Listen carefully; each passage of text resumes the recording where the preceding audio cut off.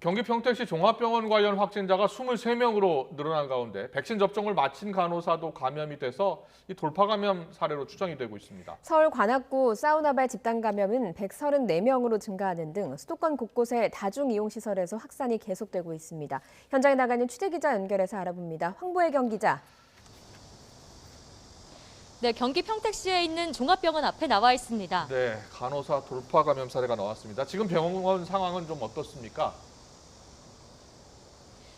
네, 이곳 병원은 확진자가 나온 병원 8층을 제외하고는 정상적으로 진료를 이어가고 있습니다. 병원을 찾는 환자들의 발길도 계속 이어지고 있는데요. 이것과 관련한 누적 확진자는 1명 추가돼 모두 23명이 됐습니다. 추가된 확진자는 병원에 입원했던 환자의 가족입니다. 첫 감염이 일어난 건 지난 15일 병원 8층 신경과 병동이었는데요.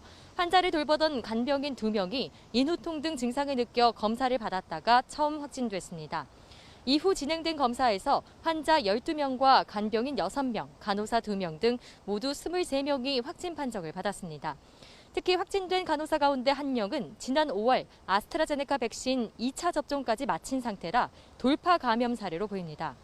방역당국은 병원 밖 이동이 자유로운 간병인이 외부에서 확진된 뒤 환자를 돌보다 감염이 전파된 거로 보인다며 역학조사를 진행 중이라고 밝혔습니다. 병원 측은 추가 확산을 막기 위해 확진자가 나온 병원 8층을 동일 집단 격리, 즉 코호트 조치했습니다. 현재 병원 의료진과 중환자실 환자 등 20명이 격리 중인 것으로 확인됐습니다. 다만 8층 이외에서 추가 확진자가 나오진 않은 만큼 병원 내 전파 가능성은 적어 보입니다. 네, 서울 관악구 사우나발 집단 감염 확진자가 더 늘어났다고요? 네, 그렇습니다. 서울 관악구 사우나와 관련된 확진자는 계속 늘어나 모두 134명이 됐습니다. 이 가운데 일부가 증상이 나타난 이후에도 사우나를 주기적으로 방문했고 탈의실 등 공용 공간에서 마스크 착용이 미흡했던 것으로 확인됐습니다. 은평구와 노원구 헬스장 관련 확진자도 59명으로 증가했습니다. 2개 헬스장에서 근무한 스피닝 강사가 처음 확진된 뒤 다른 이용자와 가족 등으로 감염이 번지고 있는 건데요. 방역당국은 헬스장이 지하라 환기가 어렵고 격렬한 스피닝 운동을 하며 전파가 이뤄진 것으로 보인다며 현재 접촉자를 대상으로 검사를 진행하고 있다고 밝혔습니다. 서울 용산구 직장에서도 16명이 감염됐는데요.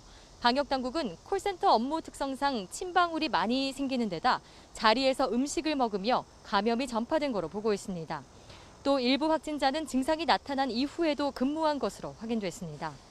이외에도 서울 구로구 직장 관련 11명, 경기 수원시 노래방 관련 13명 등 일상생활 곳곳에서 집단 감염이 계속되고 있습니다. 방역당국은 거리두기 4단계인 수도권 주민들은 여행이나 약속, 모임을 연기하고 다른 지역으로 이동을 자제할 것을 당부했습니다. 지금까지 경기 평택시 종합병원 앞에서 YTN 황보혜경입니다.